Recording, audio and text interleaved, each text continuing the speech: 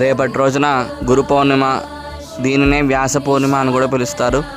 రేపు మనమంతా కూడా వ్యాస భగవానుని తప్పనిసరిగా ఆరాధన చేయాలి. ఎందుకంటే మనకున్న వేదాలు, పురాణాలు ఇవన్నీ కూడా వ్యాస భగవానుని అనుగ్రహం చేతనే వచ్చాయి.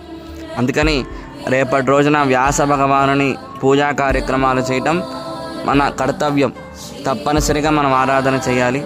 ఆ తర్వాత గురువులను కూడా మనం ఆరాధన చేయాలి. ఎందుకంటే గురువే ఏ మార్గం మంచిది, ఏ మార్గం మనకి ఇబ్బందికరంగా ఉంటుంది, ఇదంతా కూడా చెప్పేవాడు గురువు. అలాంటి గురువులను కూడా రేపటి రోజున మనం తప్పనిసరిగా ఆరాధన చేసి గురువు యొక్క అనుగ్రహం మనకి లభించినట్లయితే పరమేశ్వరుడు యొక్క అనుగ్రహం కూడా మనకి లభిస్తుంది అన్నమాట. అందుకని శివాయ గురువే నమః అన్నారు.